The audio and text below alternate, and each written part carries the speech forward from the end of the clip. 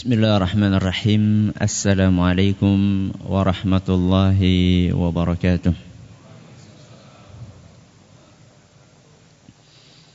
Innal hamdalillah nahmaduhu wa nasta'inuhu wa nastaghfiruh wa na'udzu billahi min shururi anfusina wa min sayyiati a'malina. May yahdihillahu fala mudilla lahu wa may yudlil fala hadiya lahu.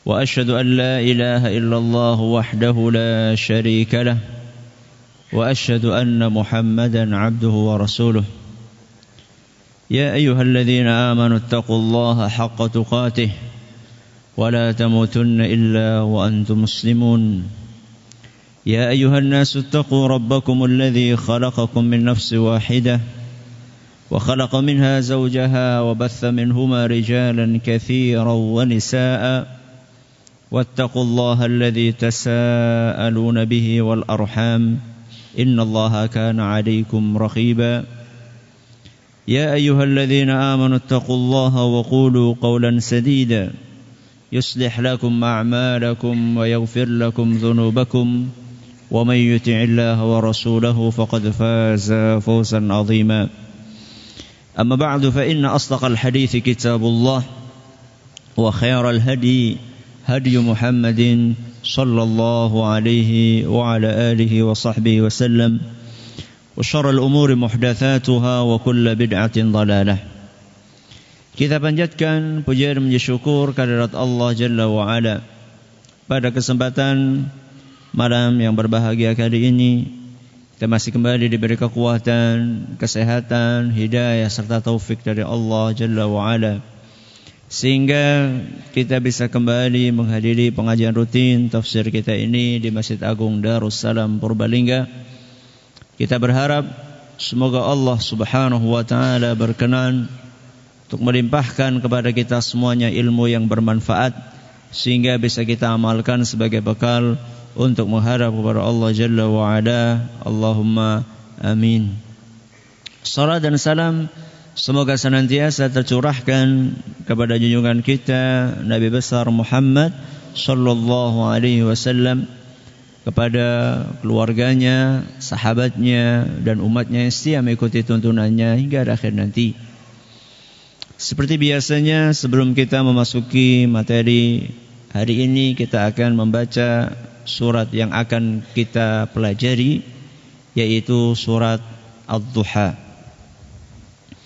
أعوذ بالله من الشيطان الرجيم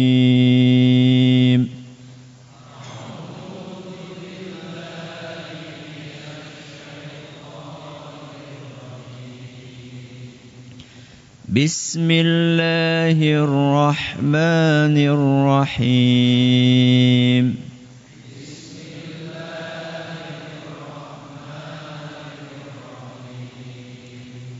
Wadduha.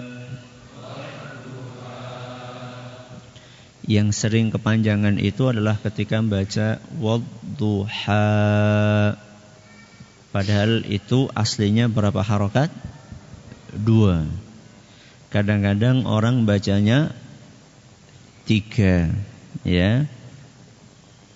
Dan hampir akhir-akhir ayat atau ayat pertama, kedua, ketiga, keempat, kelima, keenam, ketujuh, ke-8, itu semuanya itu belakangnya 2, ya. Wadduha wallaili idza saja. Jadi bukan kok semakin panjang semakin bagus, ya. Ada sebagian orang karena tuntutan nada, karena tuntutan lagu, akhirnya dipanjang-panjangkan. Merdu bagus, tapi hendaklah tidak menyalahi hukum tajwid, ya. Berarti wadduha itu berapa? 2. Wallaili idza saja juga 2. Kita ulangi. Wadduha والليل إذا سجى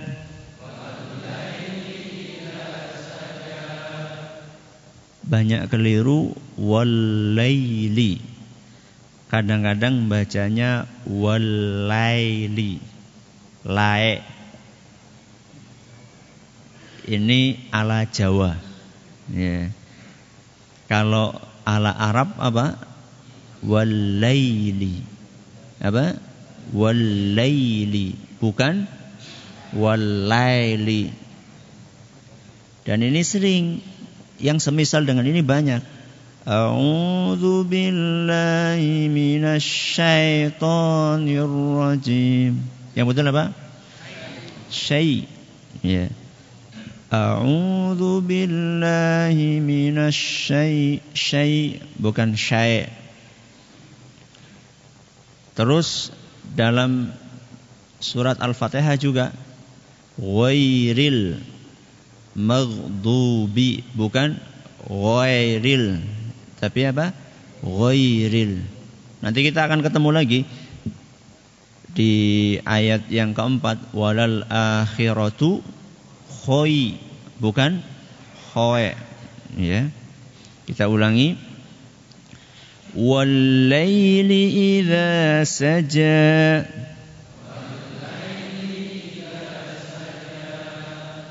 ma wadda'aka rabbuka wa ma qala.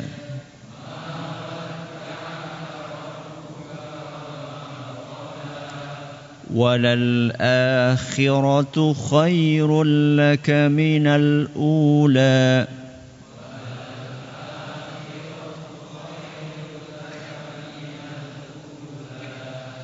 Masih ada yang saya dengar khoe.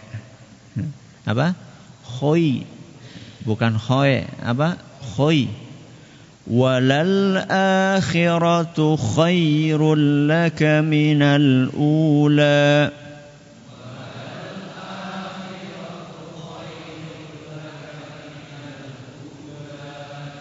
Wala sawfa yu'tika rabbuka fatarda.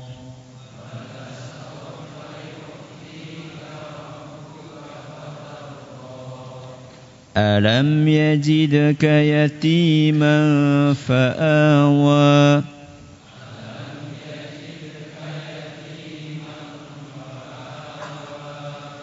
Wa wajadaka dhallan fahada.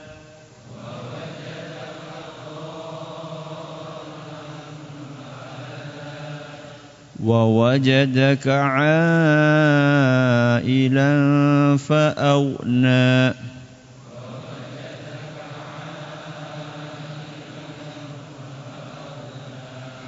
فأما اليتيم فلا تقهر.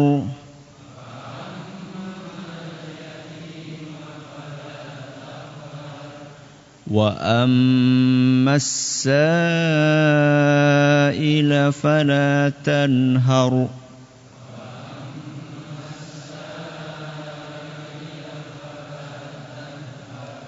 وأما بنعمة ربك فحدث.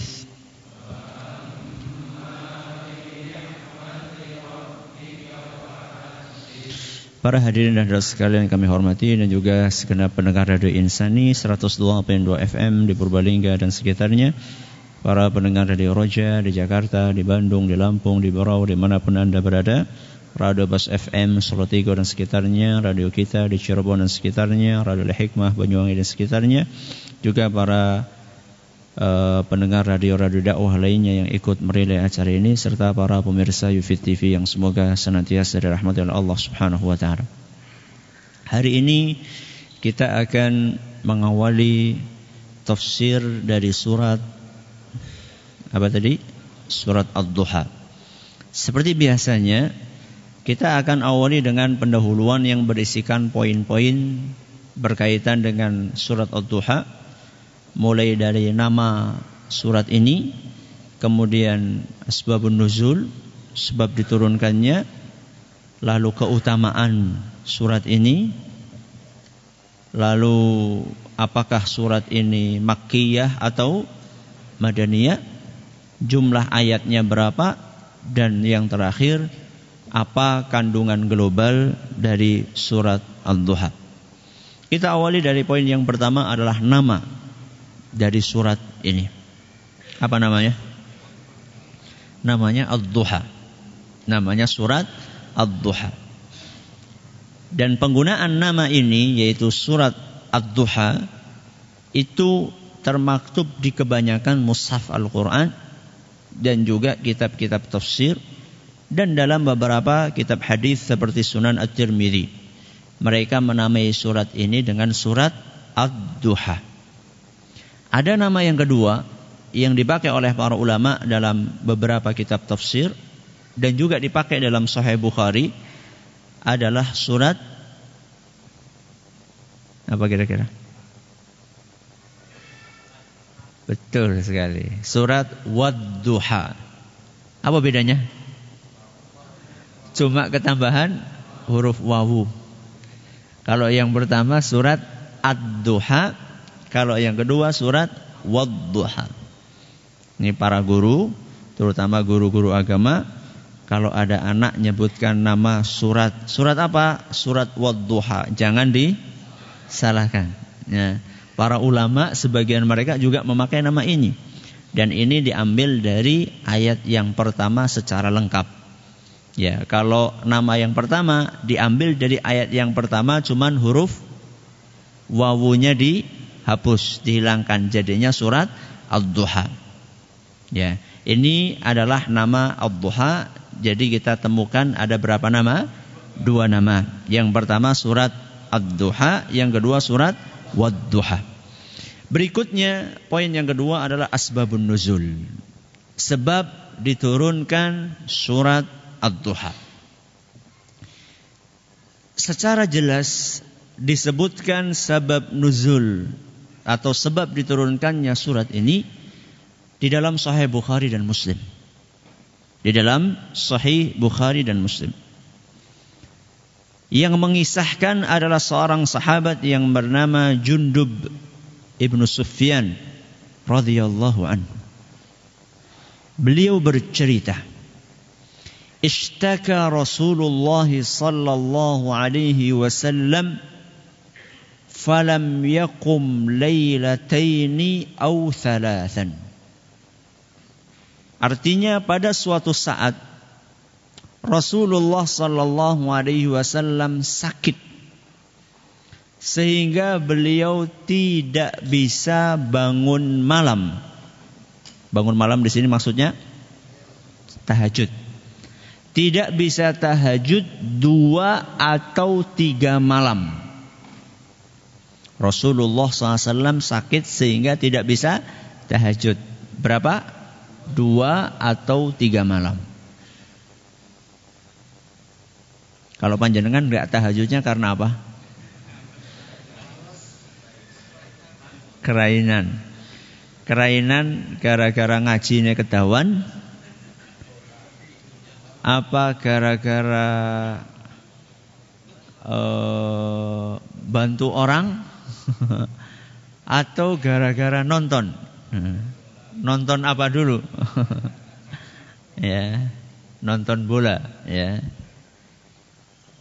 Jadi Rasulullah SAW enggak bangun malam karena sakit 2 atau 3 malam. Faja'athum ra'atun faqalat. Ketika Nabi SAW tidak bangun malam, ternyata diperhatikan oleh seorang perempuan. Dan perempuan itu ketika melihat Nabi SAW tidak bangun malam, tidak tahajud, maka perempuan itu datang menemui Nabi kita Muhammad sallallahu alaihi wasallam dan berkata, apa isi perkataannya? Ya Muhammad, hai Muhammad, inni la arju an yakuna syaitanaka qad tarakaka. Muhammad, aku berharap setanmu ini sudah meninggalkanmu. Apa kata perempuan ini? Setanmu sudah meninggalkanmu. Kok bisa ngomong seperti itu? Kira-kira ini perempuan menghormati Nabi atau enggak menghormati? Mengejek Nabi, menghina Nabi. Karena Rasulullah SAW kan menyampaikan kepada kaumnya, kepada masyarakatnya, bahwa beliau selalu kedatangan wahyu. Contoh, Iqra bismi rabbikal ladzi khalaq. Itu wahyu dari Allah. Nah, suatu saat Rasulullah SAW sampai 3 malam tidak datang apa-apa.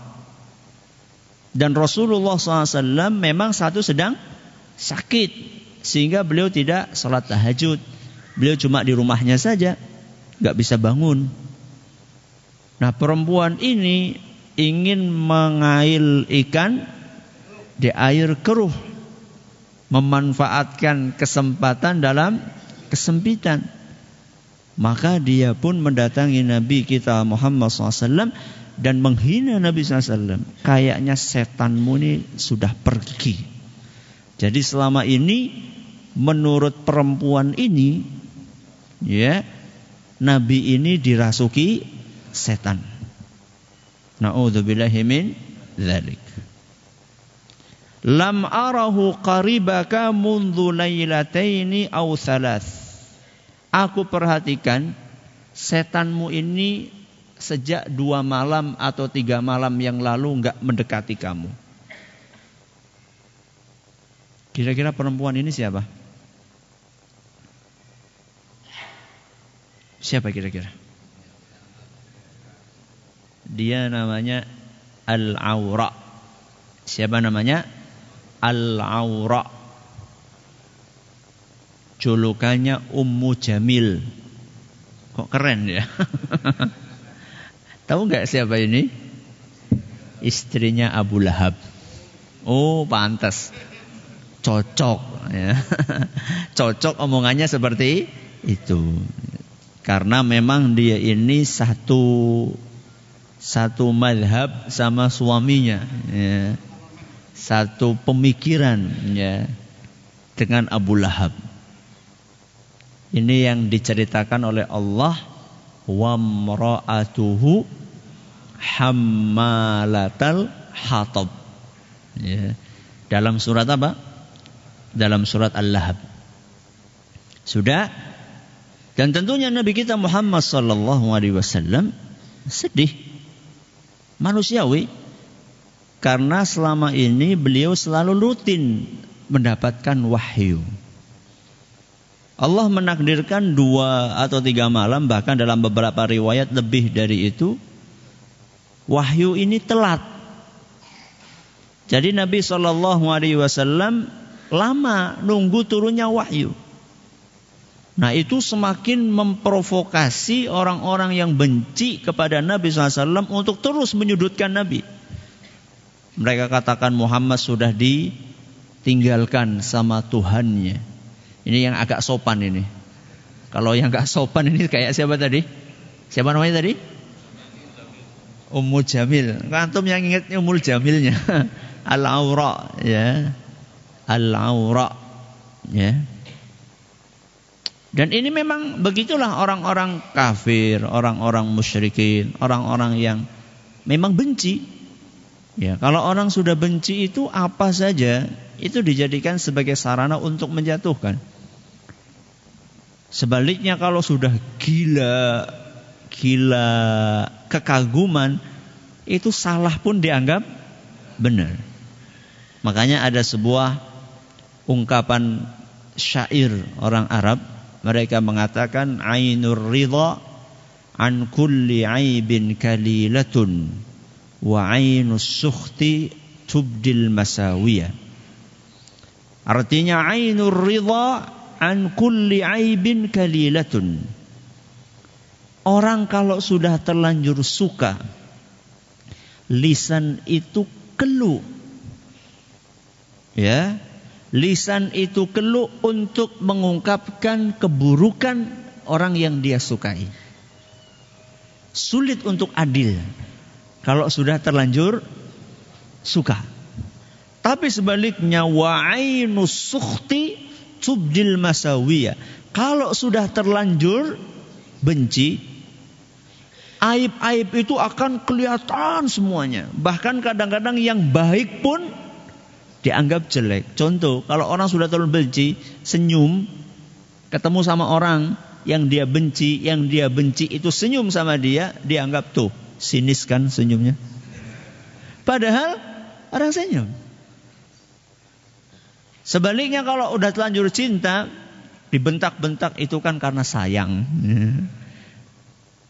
Nah ini orang ini siapa tadi? Al-Awra ini benci banget sama Nabi kita Muhammad SAW. Maka begitu ada kesempatan untuk mengejek Nabi kita Muhammad SAW, langsung dimanfaatkan. Bisa dibayangkan orang sedang sakit kan seharusnya dijenguk, dihibur. Ini malah kesempatan. Oke. Kesempatan emas untuk mengejek Muhammad SAW. Sudah. Nah begitu keluar kata-kata jelek itu dari Al-Awra, fa'anzalallahu azza wa jal, maka Allah pun menurunkan firman-Nya wadduha, demi waktu duha, wal-laili idza saja, demi waktu malam ketika sudah semakin larut, ya, atau sudah semakin sunyi. Ma wadda'aka rabbuka wa ma qala. Ini yang harus digarisbawahi. Ma wadda'aka rabbuka wa ma qala. Rabbmu itu tidak meninggalkanmu wahai Muhammad. Wa ma qala, dan tidak membenci kamu. Jadi ini hiburan dari siapa? Dari Allah kepada Nabi kita Muhammad SAW. Wahai Muhammad, gak usah pedulikan omongannya siapa tadi? Al-Hawra tadi. Dia tuh gak faham. Allah itu tidak segera menurunkan wahyu kepadamu, bukan karena Allah itu benci kepadamu, bukan. Bukan juga karena Allah sudah tidak peduli dengan dirimu, bukan. Tapi karena hikmah yang diinginkan oleh Allah Subhanahu wa ta'ala. Ini asbabun nuzul. Jadi kalau menurut riwayat ini, yaitu riwayat Bukhari dan Muslim, bahwa sebab diturunkannya surat Ad-Duha adalah karena apa tadi? Karena Nabi SAW 2-3 malam tidak turun wahyu, lalu dimanfaatkan oleh musyrik Al-Hawra, wanita musyrik, untuk menghina Nabi SAW bahwa Nabi sudah ditinggalkan oleh Allah, ya, menurut kita, menurut dia oleh setan. Na'udzubillahi min dzalik. Sudah, ini adalah poin yang kedua, asbabun nuzul. Poin yang ketiga, keutamaannya. Apakah ada keutamaan spesifik tentang surat Ad-Duha ini? Kalau hadis yang sahih khusus untuk keutamaan surat Ad-Duha saya belum temukan. Ya. Saya belum temukan hadis yang sahih secara khusus. Kalau secara umum ada, yaitu bahwa Ad-Duha ini termasuk surat-surat, masih ingat? Al-Mufassal. Ya, termasuk surat-surat Al-Mufassal, yang mana surat Al-Mufassal itu adalah surat-surat yang tidak ada kemiripan dengan apa yang termuat di dalam Zabur ataupun Injil ataupun Taurat. Itu adalah surat-surat Al-Mufassal. Di antaranya adalah surat Ad-Duha. Tapi ada beberapa kitab tafsir seperti tafsir Al-Baydawi menyebutkan keutamaan spesifik. Saya akan bacakan redaksinya. Disebutkan di situ bahwa surat Ad-Duha punya keistimewaan, man qara'a surata wad-duha, barang siapa yang membaca surat Wad-Duha, ja'alahu Allahu subhanahu wa ta'ala, Allah akan jadikan orang yang membacanya fi man yarla li Muhammadin sallallahu an yashfa'alahu. Barang siapa membaca surat Ad-Duha, Allah akan jadikan termasuk orang-orang yang diridhoi oleh Muhammad SAW untuk mendapatkan syafaatnya. Sip enggak? Sip. Barang siapa membaca surat Wad-Duha, maka Allah akan golongkan dia ke dalam orang-orang yang diridhoi untuk mendapatkan syafaat Nabi kita Muhammad SAW. Masih ada kelanjutannya. Wa 10 hasanatin, dan dia akan mendapatkan 10 pahala. Biasa apa orang biasa? 10 pahala? Biasa. Ya, 10 pahala biasa. Alif lam mim, berapa pahala? 30. Terus keutamanya di mana? Belum selesai. Yaktubuha Allah subhanahu wa ta'ala lahu bi'adadi kulli yatimin wasail. 10 pahala akan ditulis oleh Allah, tapi sejumlah anak yatim dan pengemis. Berapa jumlahnya? Sejumlah anak yatim dan pengemis. Pengemis berapa jumlahnya? Ini pengemis beneran ya, bukan pengemis yang abal-abal ya. Yang saya ini ternyata banyak orang-orang yang ngemis-ngemis tapi ternyata rumahnya tingkat ya. Pernah ada kejadian di berita, pengemis ditangkap ternyata membawa uang cash sekian puluh juta. Yang ngalah-ngalahi ya mendingan jadi pengemis daripada jualan koran atau jualan siomay ya. Tapi begitulah orang-orang lebih memilih untuk menghinakan dirinya padahal dia mampu, kecuali kalau dia tidak mampu lain masalah. Jadi hadis ini menyebutkan akan sudah mendapatkan syafaat, ketambahan 10 pahala dikalikan berapa? Jumlah pengemis dan jumlah anak yatim. Seperbaliga Ustaz? Enggak. Satu dunia. Berapa jumlahnya? Ya tanya dinsos. Tanya dinas sosial. Itu pun cuma Indonesia saja. Ini enggak, bukan Indonesia, ini seluruh dunia. Wah, berarti saya akan rajin-rajin baca surat Ad-Duha. Cuman sayangnya hadis ini, kata seorang pakar hadis dari kalangan mazhab Syafi'i, Imam Al-Munawi, hadis ini adalah hadis yang maudhu'. Apa maudhu'? Palsu. Hadisnya palsu. Wah, wis kadung ditulis ora apa-apa.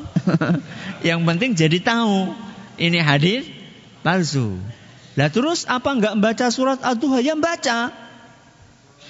Karena setiap huruf dapat 10 pahala.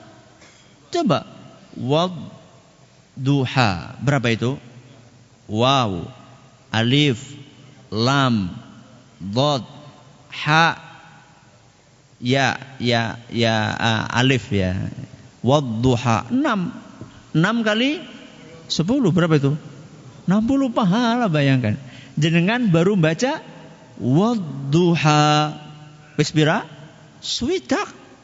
60 pahala. Apalagi kalau satu surat. Coba, ada yang pernah ngitung? Bukan jumlah ayat, jumlah huruf. Ya. Habis ini ngitung ya. Ulang PR-nya ngitung.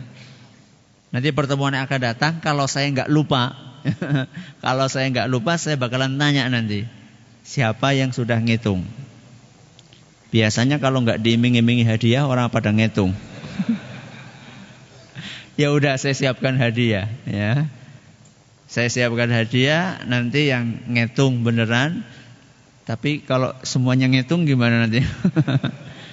Ya saya pilih lah kira-kira siapa. Yang lainnya tolong legowo kalau enggak dapat hadiah. Yang penting sudah tahu jumlah hurufnya. Jadi walaupun hadis yang kita baca tadi palsu menurut Imam Al-Munawi, tapi bukan berarti kita ini enggak baca wadduha. Karena keutamanya tetap ada. Ini. Berikutnya momen, apakah ada momen khusus? Kami juga belum menemukan momen pembacaan surat ini secara khusus. Taib. Poin yang berikutnya, surat Ad-Duha ini Makkiyah atau Madaniyah. Masih ingat bedanya? Kalau Makkiyah apa? Diturunkan sebelum hijrah. Sebelum Nabi hijrah dari mana? Dari Mekah ke Madinah. Kalau Madaniyah diturunkan setelah Nabi hijrah dari Mekah ke Madinah. Taib. Nah, surat Ad-Duha ini Makkiyah atau Madaniyah? Makkiyah? Gak ada yang ngomong Madaniyah? Gak ada? Alhamdulillah. Memang betul ulama sepakat. Ya, alhamdulillah ini gak ada perbedaan pendapat ini di antara jamaah Masjid Agung. Semuanya sepakat sesuai dengan kesepakatan para ulama bahwa surat Ad-Duha ini adalah surat Makkiyah. Ya, surat Makkiyah. Berikutnya, berapa jumlah ayat surat Ad-Duha? Ada berapa ayat? Wah, udah ngitung ini. Alhamdulillah, 11 ayat. Ya. Dan kami belum menemukan adanya perbedaan di antara para ulama mengenai jumlah ayat surat Ad-Duha.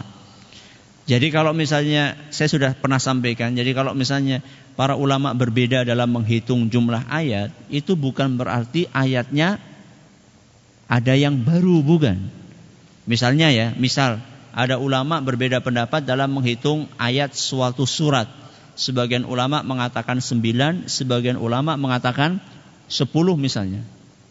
Bukan berarti yang mengatakan 10 itu nambahi ayat sendiri, bukan. Atau yang mengatakan 9 bukan berarti ana sing dibusek ada ayatnya, bukan. Tapi karena yang 10 menganggap ada ayat yang bisa dipotong jadi 2. Sedangkan yang 9 ini mengatakan ini ayat jadi 1. Itu kalau perbedaan. Tapi alhamdulillah surat Ad-Duha ini tidak, setahu kami semua ulama yang buku yang saya baca menyebutkan bahwa ayatnya ada 11 ayat. Poin yang terakhir adalah kandungan global surat Ad-Duha, alias tafsir ringkas dari surat Ad-Duha. Para ulama kita mengatakan, di antaranya dalam tafsir Tahrir wa Tanwir dan juga tafsir Hadaiqur Rawh wa Raihan, bahwa kandungan surat Ad-Duha ini secara global ada 4. Ada berapa kandungannya? Ada 4. Kandungan yang pertama, penjelasan bahwa Allah tidak membenci Nabi Muhammad SAW dan juga tidak meninggalkan beliau. Ini adalah poin yang pertama. Jadi surat Ad-Duha diturunkan oleh Allah Subhanahu wa taala pertama untuk menjelaskan bahwa Allah tidak membenci Nabi-Nya SAW dan juga tidak meninggalkan beliau. Dan ini ada di dalam ayat keberapa? Coba dihitung. Wad-duha wal-laili idza saja. Ma wadda'aka rabbuka wa ma qala. Ma wadda'aka rabbuka. Rabbmu Allah tidak meninggalkanmu wa ma qala, dan tidak membencimu. Dan ini kaidah yang perlu kita fahami bersama, bahwa orang-orang yang beriman kepada Allah tidak akan dilalaikan, tidak akan disia-siakan oleh Allah Subhanahu wa taala. Sebagian orang mengatakan, lah jere sapa? Jeneng nyong salat ora sugih-sugih. Ini bukan karena Allah melalaikan kita. Kita perlu belajar dari ibu kita Hajar, yang ditinggalkan oleh suaminya siapa? Nabi Ibrahim alaihissalam.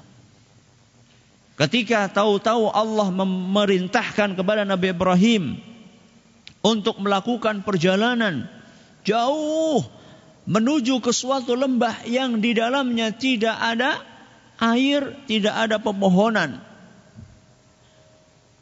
Kemudian tahu-tahu sampai di situ langsung ditinggalkan Hajar oleh Nabi Ibrahim alaihissalam. Dipanggil-panggil Ibrahim, ya Ibrahim, Ibrahim. Nabi kita Nabi kita Ibrahim alaihissalam tidak menengok sama sekali.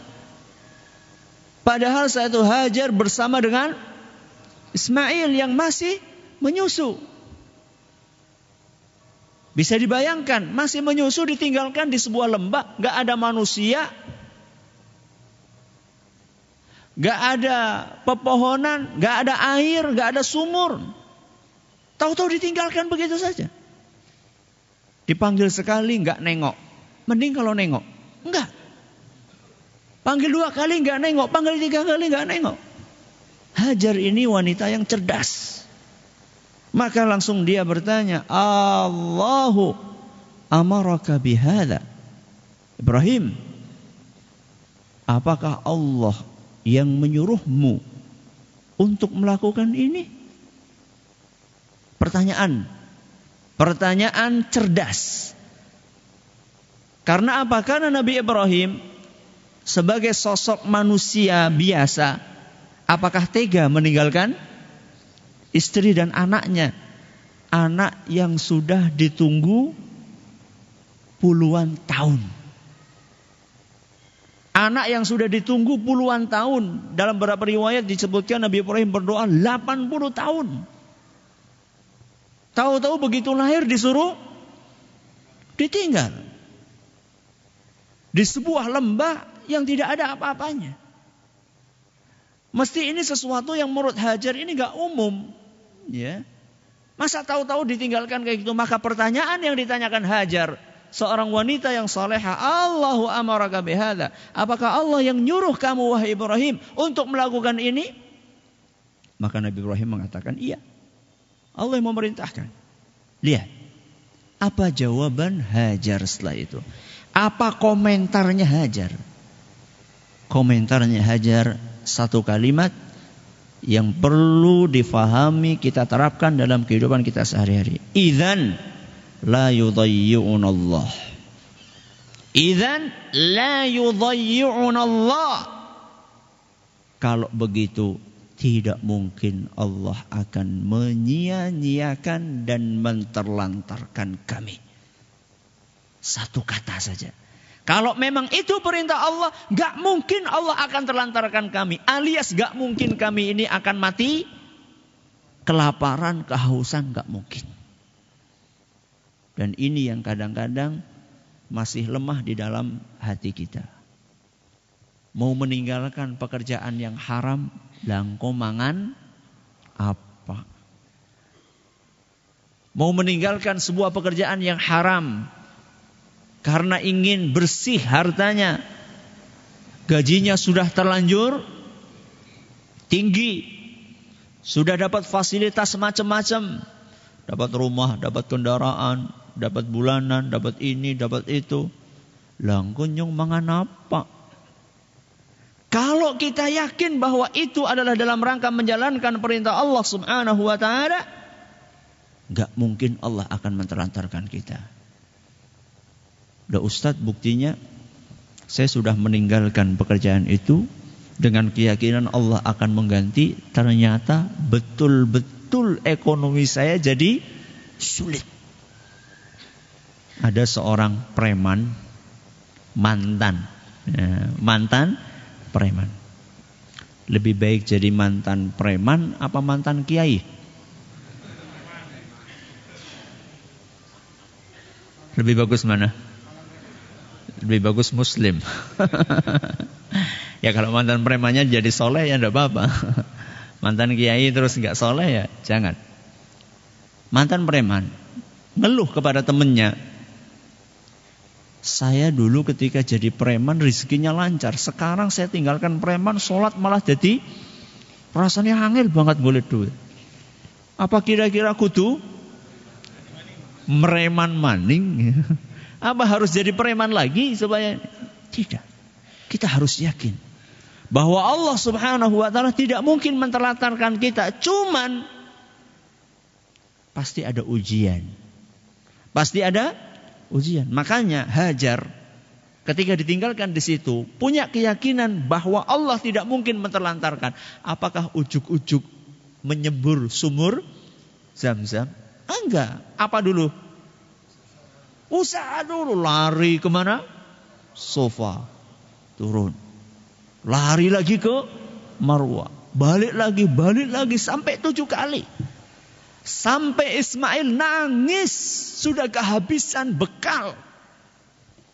Jadi ada ujiannya, jangan dipikir kita ini gak diuji sama Allah Subhanahu wa ta'ala. Jadi ketika kita tinggalkan pekerjaan yang haram, dipikirnya, oh kemarin saya tinggalkan 5 juta, gajinya 5 juta. Begitu saya tinggalkan, kaya niki langsung 10 juta. Oh, ya mungkin saja. Tapi bisa jadi gak seperti itu. Bisa jadi Allah ingin menguji keseriusan kita. Serius apa ora? Ngetes Allah atau enggak? Ada sebagian orang, lah tak tinggalkan. Aku harap ngetes. Allah kok dites. Ya. Allah kok dites? Jangan. Niatnya yakin. Kalau saya lakukan ini, saya akan diganti sama Allah Subhanahu wa ta'ala dengan yang lebih baik. Ini yang pertama. Apa? Penjelasan bahwa Allah tidak membenci Rasul, juga tidak meninggalkan beliau. Yang kedua, janji Allah. Janji Allah.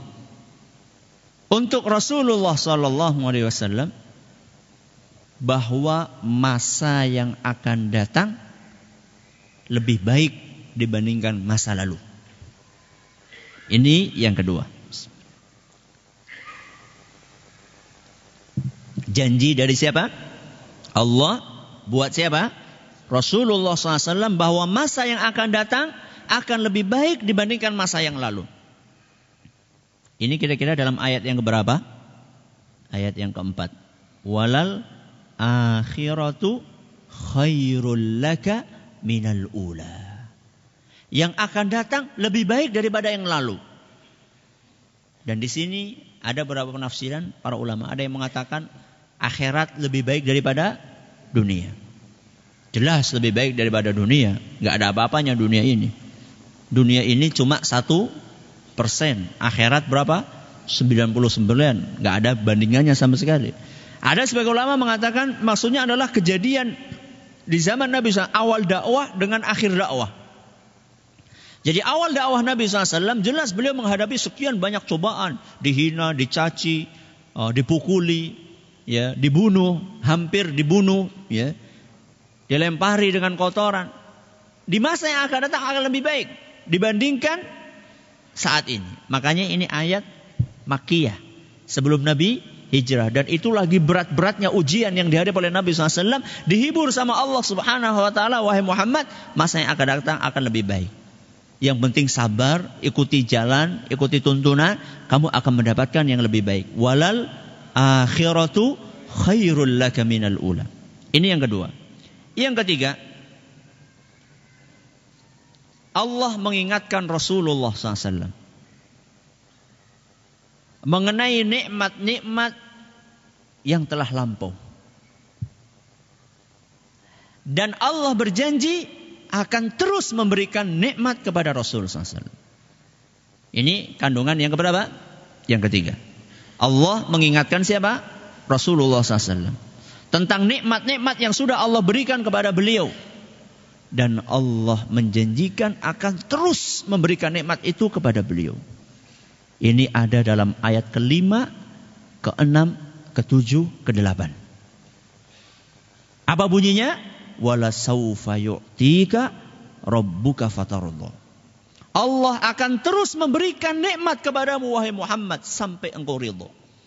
Jadi terus kenikmatan itu Allah akan berikan. Allah berjanji akan memberikan nikmat itu kepada Rasulullah SAW di dunia dan di akhirat. Nanti kita akan jelaskan apa saja nikmat yang Allah berikan kepada Rasulnya SAW. Di dunia, alam yajidka yatiman fa'awa. Bukankah kami telah dapati engkau Muhammad dalam keadaan yatim, kemudian kami rawat engkau. Wa wajadaka dhallan fahada. Dan kami juga telah dapatkan engkau wahai Muhammad dalam keadaan tidak tahu, kemudian kami beri ilmu kepadamu, kami beri petunjuk. Wa wajadaka ailan fa aghna. Dan kami temukan engkau wahai Muhammad dalam keadaan miskin, kemudian kami jadikan engkau kaya. Nanti kita akan bahas Rasulullah ini miskin atau kaya. Selama ini image-nya Rasulullah itu miskin. Miskin apa kaya? Kaya apa miskin? Ketika wafat, baju besinya masih digadaikan di tangan orang Yahudi. Ini orang miskin apa orang kaya? Miskin apa kaya? Kita bahas nanti. Makanya hadir terus. Ini ayat keberapa ini? Ayat ke-8. Masih lama ini. Kita hadir aja terus. Dah. Yang keempat, yang terakhir. Perintah untuk mensyukuri nikmat-nikmat tersebut. Perintah untuk mensyukuri nikmat-nikmat tersebut. Di mana kira-kira Allah menjelaskan itu? Ayat 9, 10, 11. Kalau panjenengan hafal ayatnya, fa ammal yatima fala taqhar wa ammas sa'ila fala tanhar wa amma bi ni'mati rabbika fahaddits. Ada enggak kata syukur di situ? Ada enggak kata syukur? Enggak ada. Enggak ada kata syukur, itu nikmat, enggak ada kata syukur. Fa ammal yatima fala taqhar. Adapun anak yatim jangan engkau bentak. Ya. Jangan engkau caci, ya. Wa ammas sa'ila fala tanhar. Dan peminta-minta jangan engkau bentak. Wa amma bi ni'mati rabbika fahaddits. Adapun ketika engkau mendapatkan nikmat, ceritakanlah sama orang lain. Ada enggak kata syukur? Ada enggak? Enggak ada. Tapi inilah justru syukur dengan praktek. Kebanyakan orang kan syukurnya alhamdulillah. Wis. Kepriye panene? Alhamdulillah berhasil. Zakate engko disit. Itu bukan syukur namanya. Itu baru syukur dengan lisan. Lihat, syukur pakai praktek ini semuanya. Fa ammal yatima fala taqhar. Anak yatim jangan engkau caci, jangan engkau bentak. Wa ammas sa'ila fala tanhar. Peminta-minta jangan engkau hardik. Wa amma bi ni'mati rabbika fahaddits. Kalau dapat nikmat ceritakan sama orang lain. Kebanyakan orang dapat nikmat diam-diam. Begitu ada musibah cerita-cerita. Duit kelangan cerita-cerita. Oleh arisan menang baik. Ini diperbaiki perilaku itu oleh Allah di dalam ayat terakhir dari surat Ad-Duha. Ada berapa berarti kandungannya? Ada 4. Masih ada waktu? Masih ya? Baik. Ini 4 kandungan dari surat Ad-Duha. Kita akan jelaskan insyaAllah secara rinci pada pertemuan-pertemuan yang akan datang. Kita akan bacakan pertanyaan yang sudah masuk. Ustaz, apakah boleh sholat tahiyatul masjid, sholat fajar, dan diteruskan dengan sholat subuh? Boleh. Ya, tidak apa-apa. Kalau waktunya cukup. Ya, kalau waktunya cukup. Jadi sholat tahiyatul masjid, sholat qabliyah subuh, sholat fajar, baru sholat subuh. Tidak ada masalah. Ya. Kalau nggak cukup bisa diniati sholat 2 rakaat qabliyah subuh ketika masuk masjid bisa sudah mewakili sholat tahiyatul masjid. Karena Nabi SAW di situ menyebutkan bahwa orang yang masuk masjid tidak boleh duduk kecuali setelah sholat 2 rakaat. Di situ Nabi SAW tidak menyebutkan 2 rakaat apa. Yang penting sholat 2 rakaat. Itu kalau waktunya memang tidak mencukupi. Saya datang di sholat jamaah tapi tidak mendapatkan tempat shaf. Akhirnya sendirian di belakang. Kalau mau berjejer dengan imam lewat mana saya harus ke depan? Apa lewat depan jamaah atau lurus ke depan lewat sela-sela jamaah? Sebagian ulama mengatakan kalau shaf di belakang itu sudah penuh, nggak ada, boleh ke depan. Sholatnya di samping siapa? Imam. Tapi mempraktekkan ini perlu ada sosialisasi. Kalau enggak nanti bisa dipukuli orang satu masjid. Ya, jadi perlu ada sosialisasi, tidak bisa ujuk-ujuk kayak gitu. Sebagian ulama mengatakan bisa di depan. Kalau memang belum memungkinkan tidak apa-apa. Para ulama mengatakan sholat satu di belakang itu kalau memang tidak memungkinkan, Allah berfirman la yukallifullahu nafsan illa wus'aha. Allah tidak membebani seorang kecuali sesuai dengan kemampuannya. Kalau sudah sama sekali nggak ada celah, ya gimana lagi? Memang nggak ada lagi. Kecuali kalau memang softnya itu, nuwun sewu, ada sebagian soft itu terlalu renggang.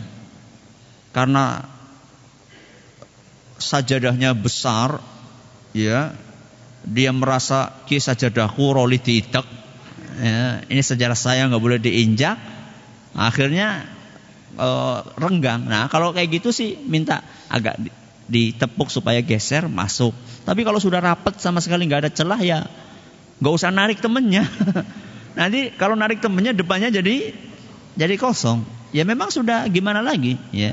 Kalau memang tidak ada. Oh sudah habis. Wallahu ta'ala alam. Kita cukup sampai di sini. Terima kasih atas perhatiannya. Mohon maaf ada beberapa pertanyaan yang tidak bisa dibaca. Kita tutup dengan membaca Subhanakallahumma wa bihamdika asyhadu an la ilaha illa anta astaghfiruka wa atubu ilaik. Assalamualaikum warahmatullahi wabarakatuh.